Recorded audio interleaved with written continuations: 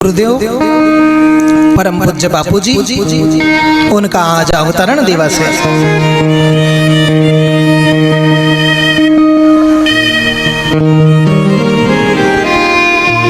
जीवन में गुरु नहीं तो जीवन शुरू नहीं, जीवन में गुरु नहीं तो जीवन में प्रकाश नहीं, जीवन में गुरु नहीं तो जीवन में मानवता नहीं, जीवन में गुरु नहीं तो जीवन में फिर तुम्हें कहीं भी आदर नहीं। जिसने भी आदर पाया है, सम्मान पाया है, प्रतिभा पाई है तो सदगुरु के चरणों की सेवा से, उनकी कृपा से। ऐसे दिव्य महापुरुष बापूजी, जिनका जन्म पाल ग्राम में हुआ,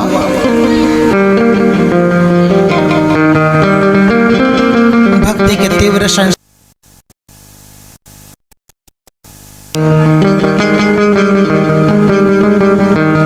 घर छोड़कर अध्यात्म की पथ पर आगे बढ़े। जाने से पहले एक दिन बापूजी खुद अपने मुख से कहते थे, उनकी दादी से उनका बड़ा लगाव था। दादी को और घर के जो भी प्रिय सदस्य थे, उनको बापूजी ने कहा कि कल से मेरा 14 वर्ष का उपवास है, संकल्प हो चुका है। आज तुम्हें जो लगे वो मुझे खिला सकते हो, कल से हम अन्न का त्याग करने वाले हैं। बापूजी पूरी बात तो नहीं बता पाए, लेकिन हम भी जीव है, समझ सकते हैं कि जब बापूजी ने कहा होगा कि साधु बनना है और 14 साल का व्रत रखना है, तो हृदय तो माँ का हमेशा माँ का ही रहता है। जरूर उस समय विरह का एक प्रसंग बना ही होगा।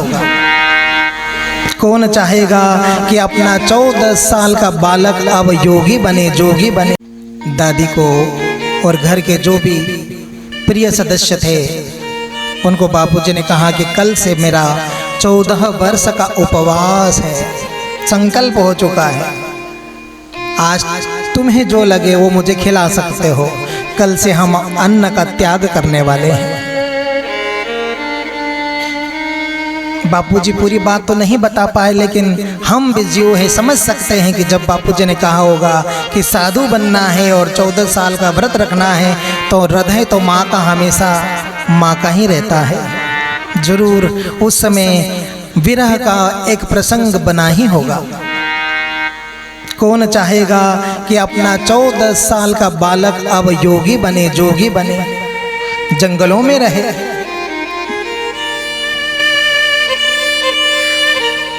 लेकिन दृढ़ संकल्प जन्मों जन्मों का पुण्य, नामदेव जी कहते हैं, जन्मों जन्मी आम्ही बहु पुण्य के लिए, ते महा विठ्ठले कृपा के लिए।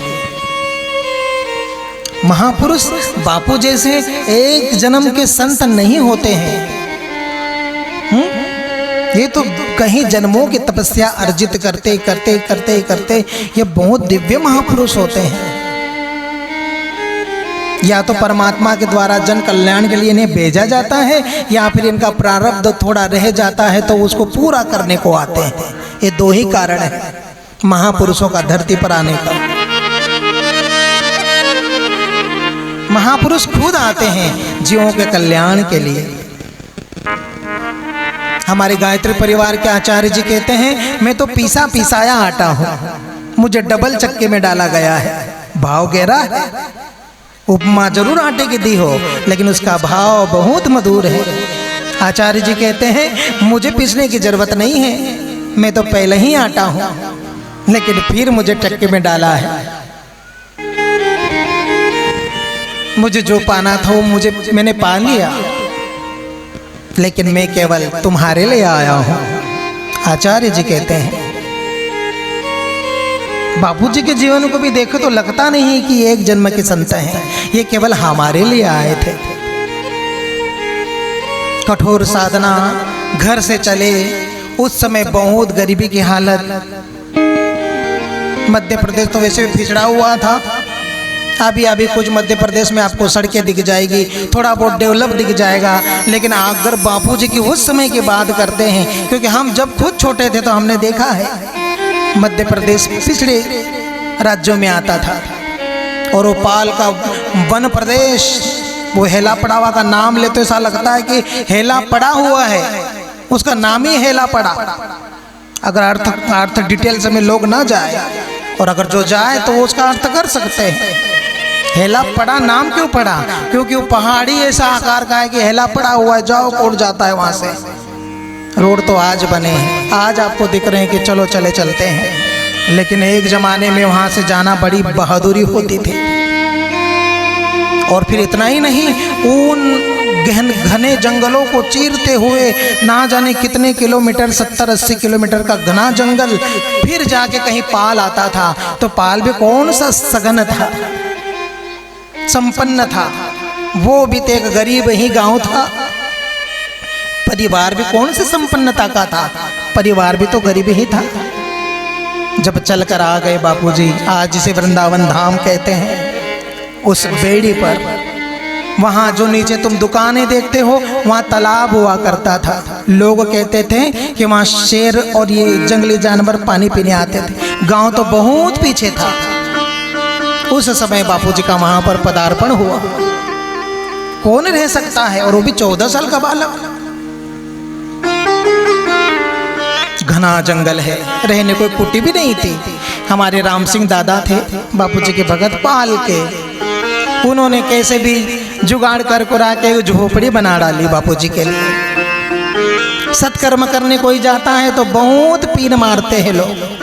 वो झोपड़ी भी साधारण से नहीं बनी, उसकी मजाक करने लगे, तो अब साधु के पीछे साधु बद बनना, और तू कहाँ लग गई। ये सब चलते आया है, ये कोई बापूजी के साथ ही नहीं, ये तो सतयुग से कलयुग तक, ना जाने युगों तक और कल्पों तक चलेगा।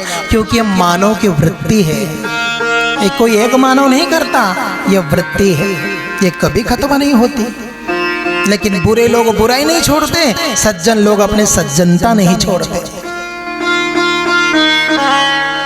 बुरा की तो फिर दुर्गति होती है, और सज्जन दिव्य लोकों में आनंद मनाता है। धीरे धीरे बापूजी की कुटी बनी रहे। ऐसा भी कहते हैं कि वो कुटी पर पूरी व्यवस्था नहीं थी, बारिश के दिनों में पूरी गलती थी। वो रात भर बैठे रहना, यहाँ डब्बा लगा, वहाँ कंसरा लगा, वहाँ तपेली लगा, इस तरह से वो झोपड़ी का हाल हुआ करता था। फिर भी वो दृढ़ संकल्प के महात्मा, समय निकलते गया, धीरे धीरे व्यवस्थाएं होती चली गई। बापूजी के प्रभाव को लोगों ने धीरे धीरे, कुछ मामूली लोगों ने पहचाना। नरेंद्र गुरु जी जो हमारे पाल के थे, उनकी जो माता जी थी वो बापूजी की बड़ी भगत थी। वही नारायण गुरु जी और वही प्रहलाद सर उनका विरोध करते थे कि क्यों तो साधु के पीछे। लेकिन लीला ऐसी हुई, ऐसा गुरु कृपा और माँ का आशीर्वाद, उनकी जो माँ का आशीर्वाद उनको मिला कि वो बापूजी के परम भक्त बन गए। महाराज बजा दो तो ताली जरा।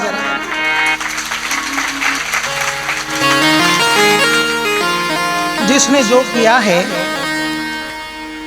उसको कहना ही चाहिए, निष्पक्ष होकर।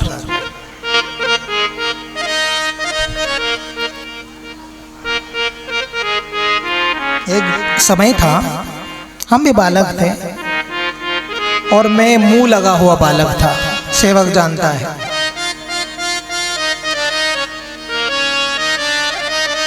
बहुत मुझे मार भी पड़ी है, वो विषय भी लेंगे बाद में। पहले ये कि गुरु जी का क्या योगदान। तो मैं मुंह लगा हुआ, जो मन में था सब बोल देना। और देखो वो सब बापूजी के ही साथ हो सकता है, दुनिया में अब किसी के साथ नहीं हो सकता, क्योंकि अद्भुत रिश्ता है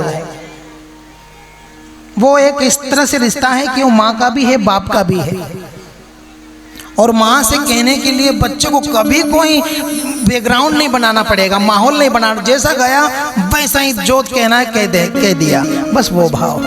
बापू से कभी कुछ संग सा कहीं दुराव ही नहीं था कि कुछ बोलूँगा तो कोई टेंशन या कोई परेशानी, या भले वो पीट ले मार ले, मैंने गलत भी करा तो जो होगा देखा जाएगा, लेकिन जो कहना है वो सब मेरा रहता था। एक अनगढ़ बालक की तरह, नादान बालक की तरह, जो भी वो रिश्ता रहा हो, लेकिन वो केवल बापों के साथ ही निभा सकते हैं और किसी के साथ नहीं। क्योंकि बापू भी वो मेरी चीज़ को जानते हैं, भाव को जानते हैं। एक बार तो उन्होंने कहा भी कि तू चंचलता ना करे तो मुझे अच्छा भी नहीं लगे, तेरी चंचलता भी जरूरी है। ऐसा गंभीर हो जाए तो फिर मैं चेतन एक बार मैं 2004 में गया, 1 महीना गया, घूम फिर के आया। वो भी एक कथा है। ऐसी कथा करोगे तो 3 घंटे तो बापू चरित्र को लगेंगे, कितना विशाल, क्योंकि बहुत समय गया बापू जी के साथ हमारा, हिमालय की 2 यात्राओं का वर्णन और बहुत सारा। लेकिन अभी हम शुरुआत में हैं। जो नरेंद्र गुरु जी और प्रहलाद सर बापू जी की विरोध करते थे, अपनी माँ को कहते थे कहाँ बाबाओं के चक्कर में लग पड़ती है और रोज डाली उठा के फूल उठा के आश्रम जाती है। लेकिन प्रारब्ध देखिए, कभी ना कभी तो योग रहा होगा। वही नरेंद्र गुरु जी बहुत अच्छे बापू जी के भगत बने, समर्पित भगत बने। और वर्षों जब बापू जी ने मौन लिया तब मैं पहुंचा था। एक बार मैंने बोला आप बापू नरेंद्र गुरु जी को बहुत ही सम्मान कह लो या कभी भी आ जाना, कोई नियम नहीं, मतलब ज़्यादा उसको ये करते बापू जी आप। तब बापू जी ने एक बार कहा था कि इस शरीर में आधा खून नरेंद्र गुरु जी का है। कैसे? क्योंकि जब बापू जी मौन थे उस समय में सारा फलार की व्यवस्था करीब 80% के लो तो चलेगा, उसको आनंद चेतन अच्छी तरह से जानते होंगे क्योंकि वही उस समय अच्छी तरह सेवा में थे, या श्याम चेतन भी जानते होंगे क्योंकि श्याम चेतन भी और आनंद चेतन 2 ही उस समय करीब बापू जी की सेवा में थे। तो ये मेरी बात रिकॉर्ड जरूर हो रही है वीडियो से, तो ये प्रमाण है कि तुम जाके उनसे पूछ सकते हो कि क्या बापू जी का उपवास का जो कार्यकाल था, उपवास का नहीं मौन का,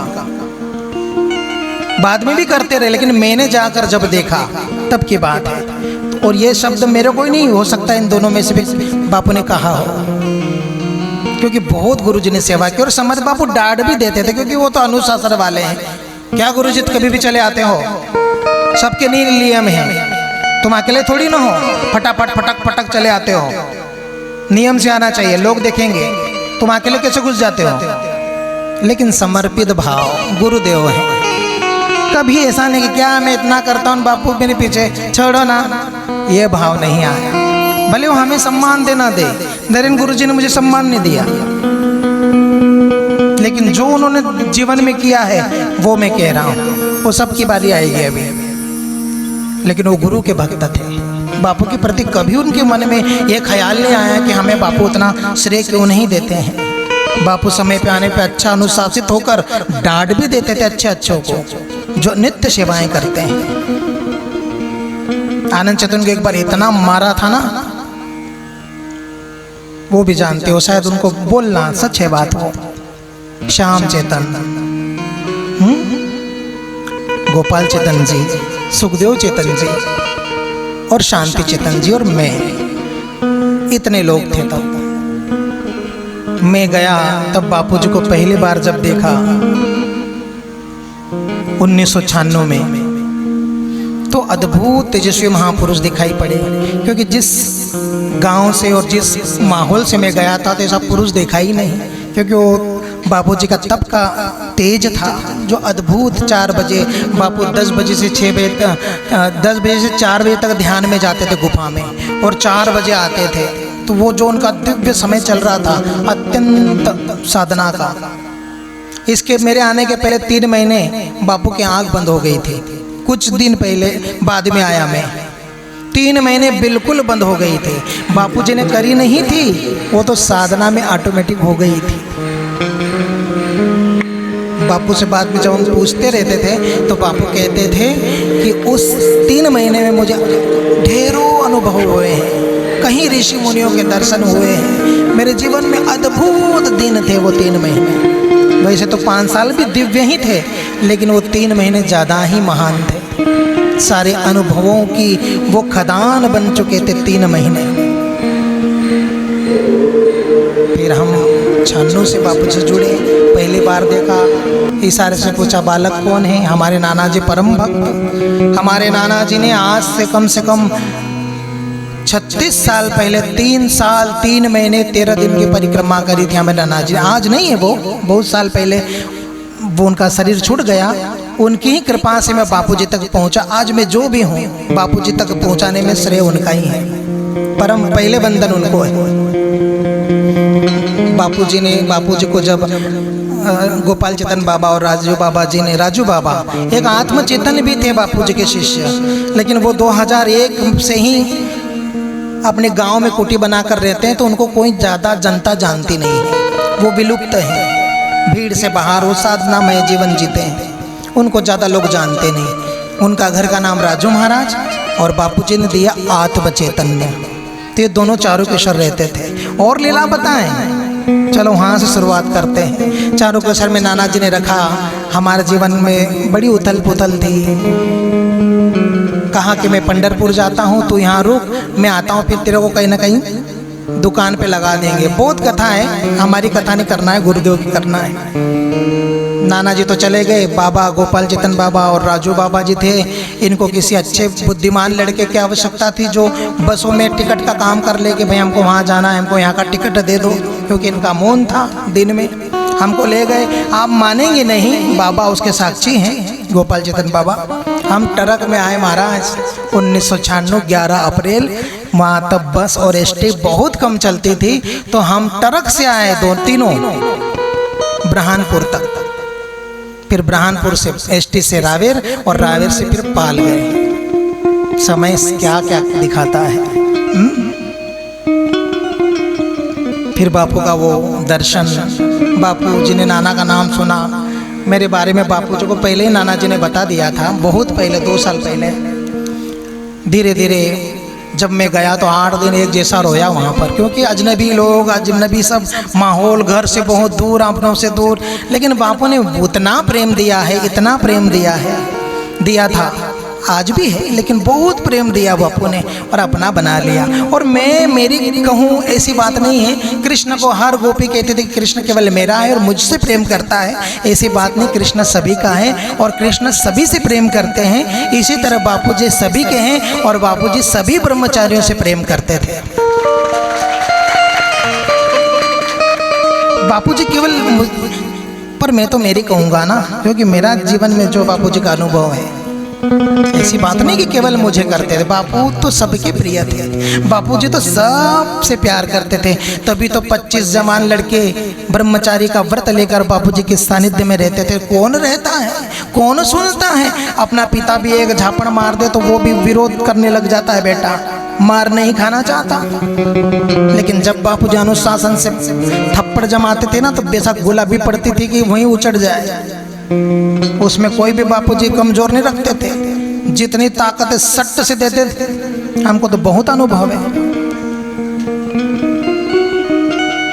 लेकिन प्यार भी फिर उतना ही था।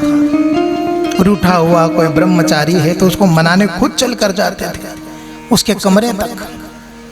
बड़ा रूठता था, जितना मनाए उतना वो इतराता था। मेरी बात कर लो, सभी की बात है, लेकिन जब तक उसको बापू राजी न कर ले छोड़ते नहीं थे।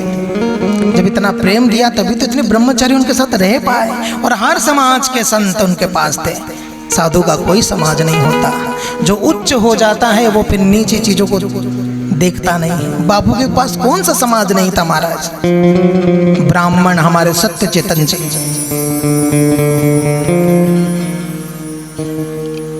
मराठा हमारे रमण चेतन, शांति चेतन, तेली हमारे विवेक महाराज, आदिवासी तो बहुत हैं, किस किस का नाम लो, आज भी है। गुजर समाज से भी थे, हम भी हैं, एक और थे, वो चले गए बाद में।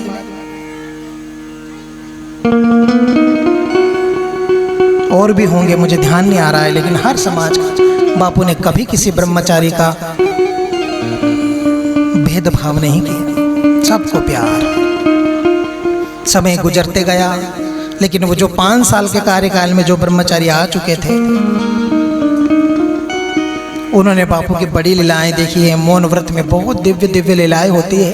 एक बार बापू जी को राधा भाव आया और कहा कि जिसको भी सत्संग अंदर है, वो जो आज कार्यालय बन चुका है, वही सब कुछ था उस जमाने में। भोजन भी वहीं बनाना, वहीं करना, वहीं सत्संग, वहीं सोना, वो सारी चीज़ें थी, क्योंकि छोटा आश्रम था। बापू ने कहा कि जिसको भी भावलोक में प्रवेश करना है तो राधा बनकर आना पड़ेगा, सखी बनकर आना पड़ेगा। महाराज सभी ब्रह्मचारियों ने सखियों का रूप धरा। गांव में खबर गई तो वहाँ भी जो प्रेमी लोग थे, जो इतने हिम्मत कर सके कि अपनी पत्नी को कहें कि साड़ी दे, मैं साड़ी पहनूंगा, ऐसा तो कोई बिरले होते हैं। इतनी हिम्मत सब में नहीं होती। जो भक्ति में रंगा हुआ होगा वो पत्नी की साड़ी लाकर खुद पहन कर न उस पंडाल में जाएगा। वहाँ तो कोई दिव्य लोग होंगे, उनको खबर चली, वो भागते आए, कुछ 5-10 लोग वो भी आ गए। और फिर एक वो जो लीला हुई है उसका वर्णन क्या करें, सबको पता है जो भी वहाँ पर थे। बापू का पूरा राधा का श्रृंगार। रात में 5 भजन रोज होते थे, प्रार्थना होती थी। 5 भजन कोई भी सुनाओ बापू जी को। हम आते से बापू जी को सुना दिए थे। सदगुरु तेरे चरणों की जगर धूल मिल जाए तो सच कहता हूँ दाता तकदीर बदल जाए। बापू बड़े प्रसन्न हुए। वाह वाह, सुर ताल में है ये।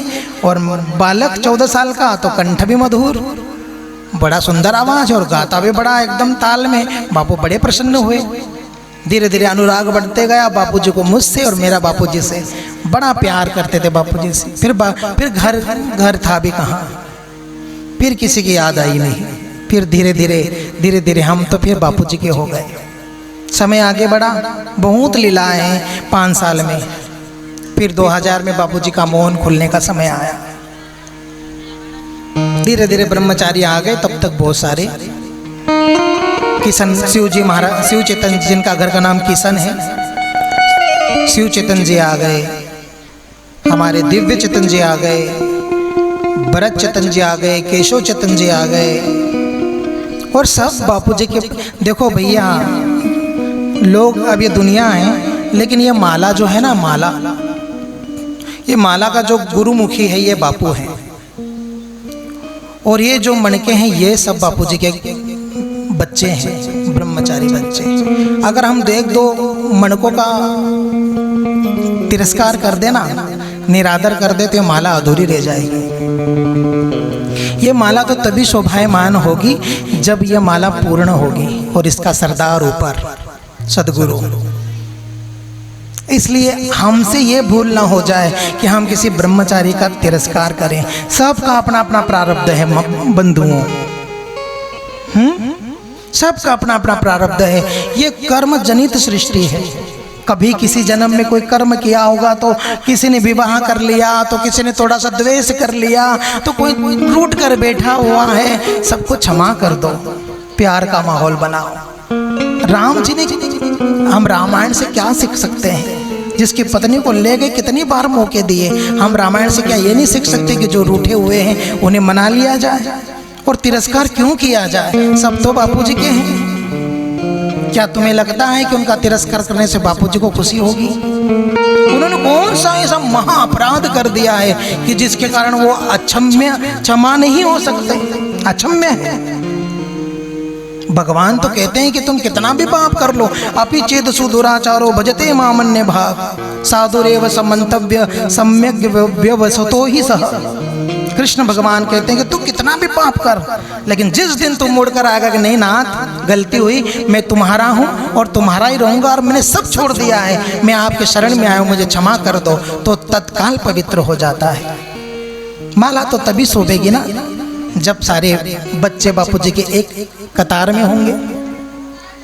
हम किसी का तिरस्कार कर रहे हैं, हीन भावना से देख रहे हैं। महाराज, मुख से तुम बोलोगे तब सामने वाला का अपमान होगा, ऐसा नहीं है। आंखें भी अपमान करती है, बॉडी लैंग्वेज भी अपमान करती है। वो समझने वाले को समझता है। तुम किस आंखों से निहार रहे हो, वो आंखें बता देगी कि तुम प्यार से देख रहे हो या हीन भावना से देख रहे हो। और तुलसीदास जी तो कहते हैं, आवत ही हर से नहीं और नैन नहीं सननी। नैनों में भी स्नेह होता है और नैनों में भी नफरत होती है। आवत ही हर से नहीं नैन नहीं सननी, तुलसी तहाँ न जाए चाहे कंचन बरसे। सोने की बारिश हो तो दुनिया जो भी करे, लेकिन हम हमारा मन सुधारे ना। अगर बैठी हुई 50 में से 40 प्रजातियां अगर नफरत कर रही है मानव की किसी ब्रह्मचारी से, तो हम क्यों उनमें मिले? हमारी 10 की टीम अलग हो। हम ऐसा जीवन बनाए कि नहीं, सब भगवान, सब गुरुदेव के हैं, सबका सम्मान हो, सबका आदर हो। क्या बिगाड़ा है उन्होंने? कितने बड़े बड़े अपराध कर बैठे हैं, किसमें झगड़े नहीं होते।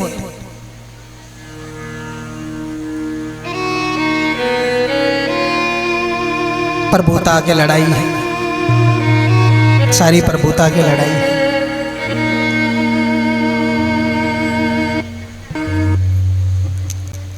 बापू जी को सच्चे श्रद्धांजलि देना है। द्वेष छोड़ो,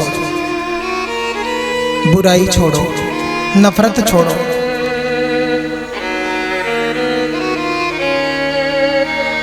– 2000 आया, बापू जी का मौन खुला। आहा, वो भी मैंने पिछली बार बोला था कि पैसे की व्यवस्था नहीं हो रही थी। मीटिंग हुई, सभी ने कहा कि बापू ज़्यादा पैसा लग रहा है। बापू ने कहा हम खेती बेच देंगे, हम गाड़ी भी बेच देंगे, लेकिन अब ये कार्य तो होकर रहेगा। मंडप लगा, व्यवस्थाएं शुरू हुई, साज सज्जा शुरू हुई, एक दिव्य वातावरण बना। और उस मंडप को देखकर गांव से लेकर हम तक भी बड़े आश्चर्य में डूब गए कि इतने लोग आएंगे कहां से। आज जगह वही है, उतना बड़ा तो आज पत्थर का टीन का शेड बन गया, लेकिन तब गरीबी थी, ज़्यादा प्रचार नहीं था, उतने लोग आते नहीं थे। लेकिन ऐसी महिमा हुई, बापूजी की ख्याति फैल चुकी थी। जिसने भी बापूजी का नाम सुन रखा था, उस प्रोग्राम में सब ने बढ़ चढ़ कर हिस्सा लिया और गांव-गांव से लोग आने लगे। निमाड़ से भी आए, महाराष्ट्र से भी आए। जैसे जैसे बापूजी की तप का प्रभाव फैला, वैसे वैसे और इतना दिव्य कार्य हुआ।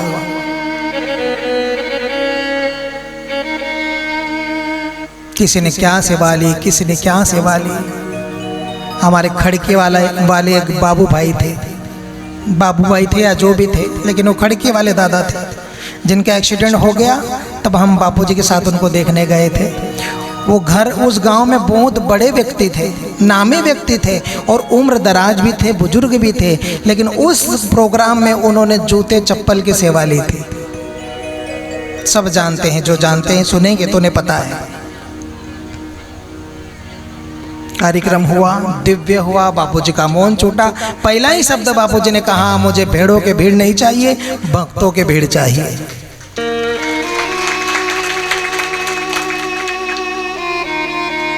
उदाहरण भी दिया कि कुछ दिन पहले किसी गांव में भेड़ जा रही थी, सामने कुआं आया, एक गिरी, उसके पीछे पीछे सब गिर गई। बापूजी ने कहा, मुझे भक्तों की भीड़ चाहिए, मुझे भेड़ों की भीड़ नहीं चाहिए। नीचा मुंह करके किधर भी चले। दिव्य कार्यक्रम होने लगे। 2001 में बहुत विशाल कार्यक्रम कन्नड़ में हुआ। राठौड़ साहब कन्नड़ में वडनेर एक गाँव, वहाँ से बीकाजी एक कीर्तनकार हैं, वो जाते थे पाल, पहले उस जमाने में।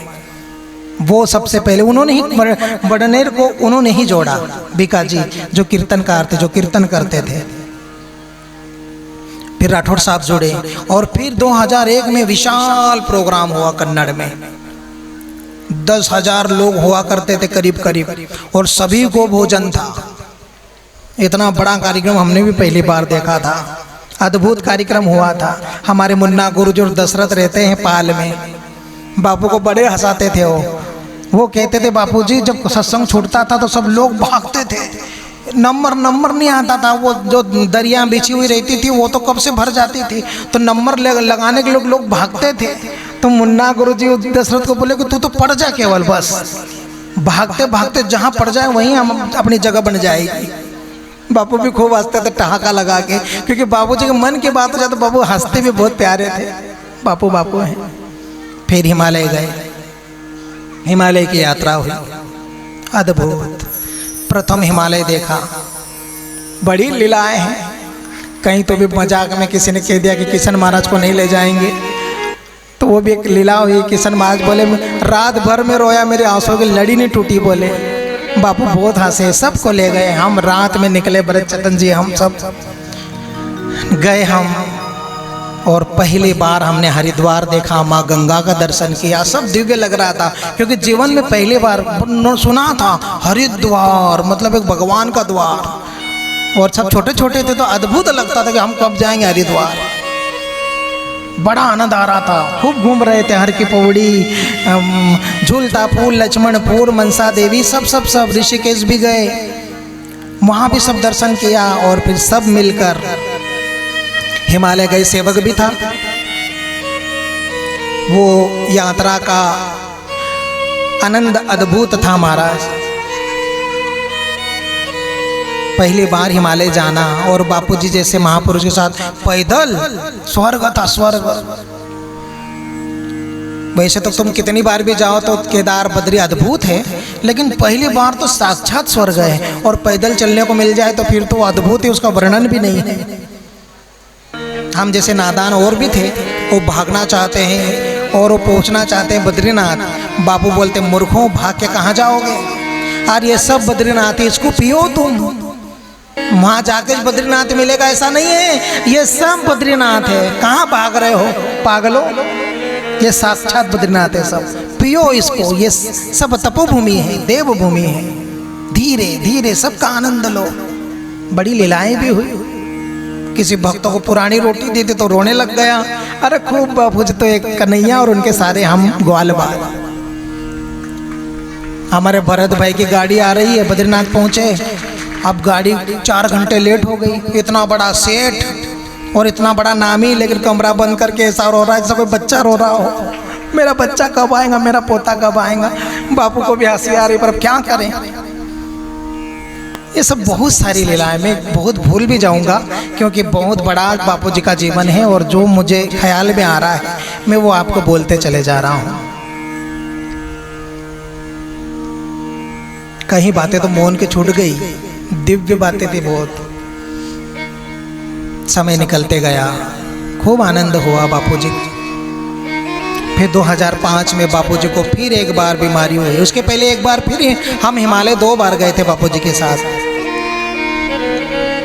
जो नहीं जा पाए उनको लग रहा था कि हाँ जिंदगी पड़ी है अभी तो बहुत, कोई सोच सकता है कि बापू जा सकते हैं। उनको लग रहा था घर के काम धंधे जरा निपटा लें। किसी को कहा कि चलो बापूजी बद्रीनाथ पैदल जा रहे हैं। पहली बार हाँ, दूसरी बार जाएंगे। जब दूसरी बार कहा तो हाँ अभी तो जीवन पड़ा है, बापू कहाँ जा रहे हैं, हमारा काम धंधे निपटा ले। लेकिन बाद में जब ऐसा सब हुआ तो जिंदगी भर पछता रहे हैं कि जा सकते थे, लेकिन हमने अवसर चुका दिया। आज तक उनको ग्लानि है। कहीं ऐसे भी परिवार थे, गुरुजी, नरेंद्र गुरुजी जैसे बहुत परिवार थे जिनको केवल बापूजी का ही आश्रय था कि इनके सहारे हमारे जीवन कट जाएंगे।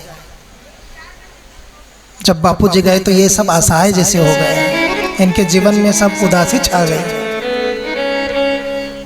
2005 में फिर बापू को एक बार तकलीफ हुई, ऑपरेशन हुआ। तब भी बहुत ही ज़्यादा बापू की तबीयत खराब हुई थी। लेकिन वो समय फिर 4 साल के लिए आगे बढ़ा और 2009 में फिर वो समय आया कि गुरुदेव को वो महारोग प्रारब्ध से लगा, कैंसर। तब भी किसी को नहीं लग रहा था कि नहीं ये तो हो जाएगा। आखिरी तक लग रहा था कि कोई चमत्कार हो जाएगा। बहुत जब भी हुए, मृत्युंजय जब भी बहुत कराए, शिविर लगाए, बहुत हुआ, दवाइयाँ भी बहुत हुई, लेकिन वो तीव्र प्रारब्ध था। छोटे छोटे बालकों को बापू देखते थे जो अभी अभी आए हैं, हमको नहीं, हमसे भी छोटे आए थे। उनको जब देखते तो दुख होता था बापू को। एक बात और स्मरण आई, वो भी सुन लो। हमने कहा था ना बापूजी दादी को बहुत प्रेम करते थे। 2000 के आसपास ही दादी का शरीर छूटा, मौन के आसपास ही छूटा था, बिल्कुल आसपास। एक भगत ने बहुत दिव्य मच्छरदानी ला के दी थी, बहुत बड़ी और बहुत वीआईपी मच्छरदानी बापूजी के पास। दिन में दादी को जला कर आए, रात में बापूजी के पास में सेवा कर रहा था। बापूजी मौन तो जरूर छोड़ दिए थे, लेकिन पूरी तरह से बोलते नहीं थे। थोड़ा घंटा 4 घंटा बोल के बाकी फिर मौन पे ही। तो बापूजी ने लिख के दिया कि हम इतने दिव्य और आलीशान मच्छरदानी में सो रहे हैं और दादी अभी जंगल में जल रही है और बापू की आंखों से टपाटप आंसू पड़ रहे थे। ये मेरा साक्षात देखा हुआ है, इसमें मोह नहीं है महाराज। महापुरुष, ऐसा दिव्य महापुरुष किसी चिता को देखकर भी अगर उसके तरफ कृपा का भाव कर दे तो उसका उद्धार हो जाए।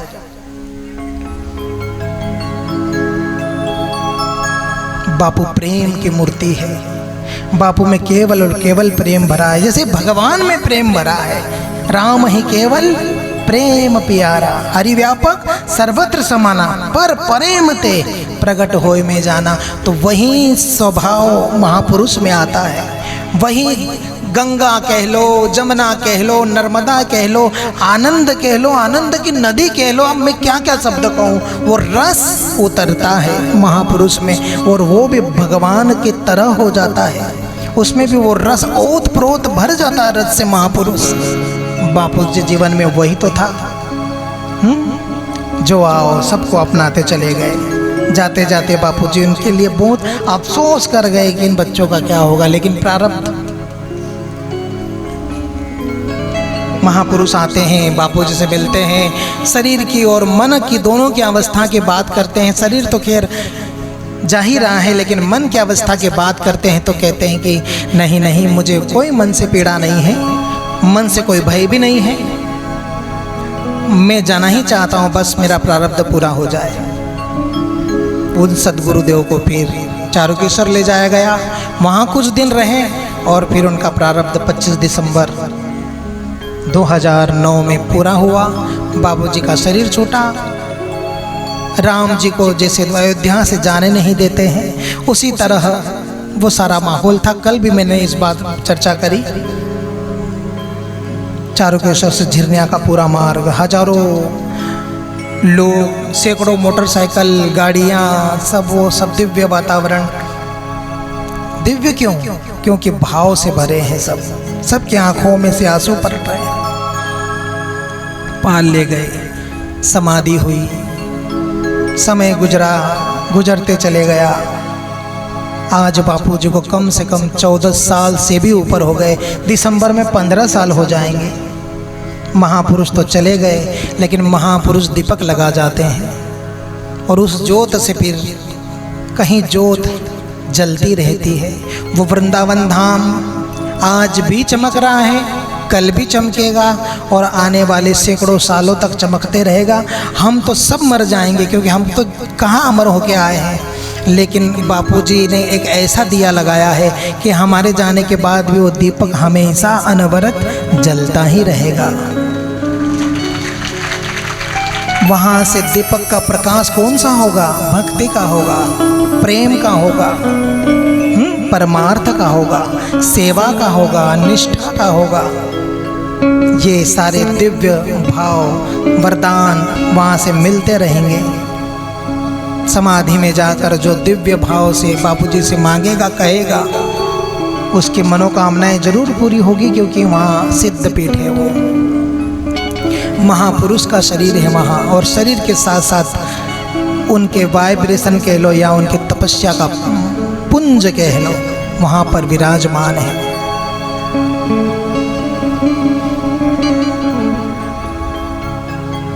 और वो हर ब्रह्मचारी का मायका है, क्योंकि वहाँ से वो निकला। वो पिता का घर है, वो सदगुरु का घर है, वहाँ सभी का अधिकार है।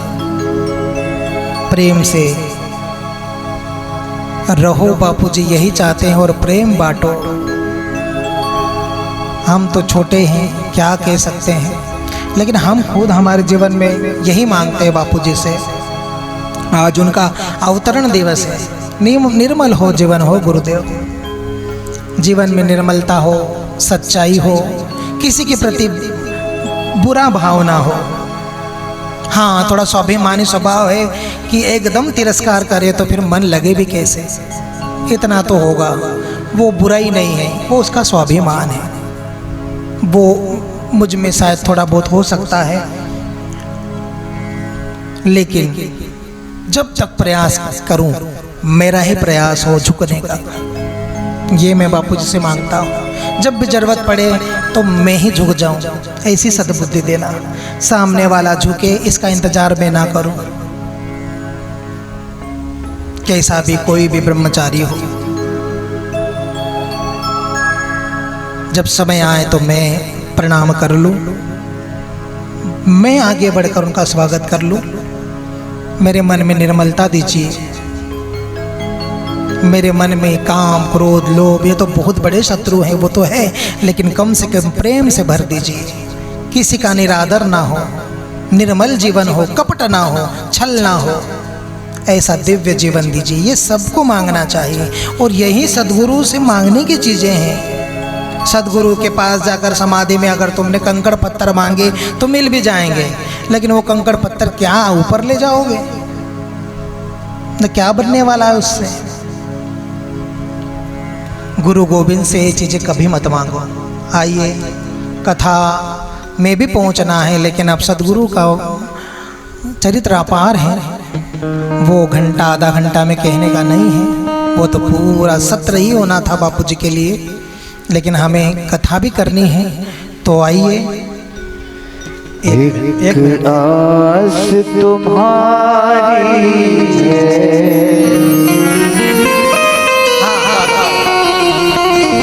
विश्वास तुम्हारा,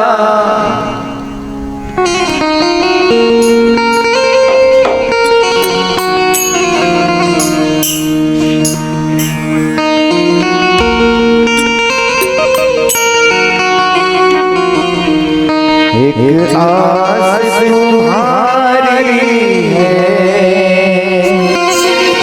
विश्वास तुम्हारा है। अब तेरे सिवा गुरु रे कहो हमारा है। एक आस तुम्हारी है, विश्वास तुम्हारा है। अब तेरे सिवा गुरु रे कहो हमारा है। एक आस तुम्हारी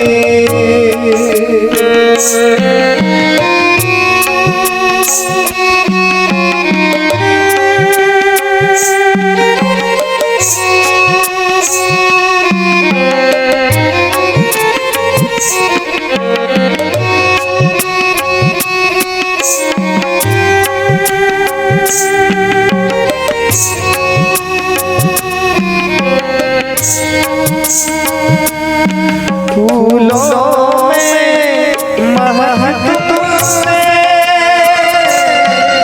तारों में चमक तुमसे, फूलों में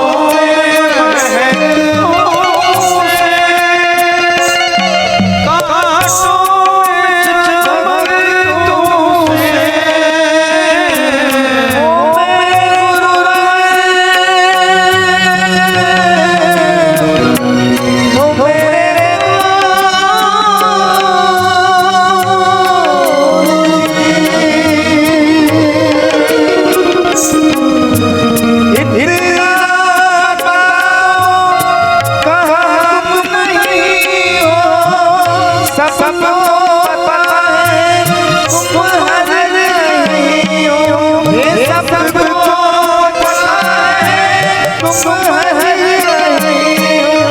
चमक तुमसे। तो दुनिया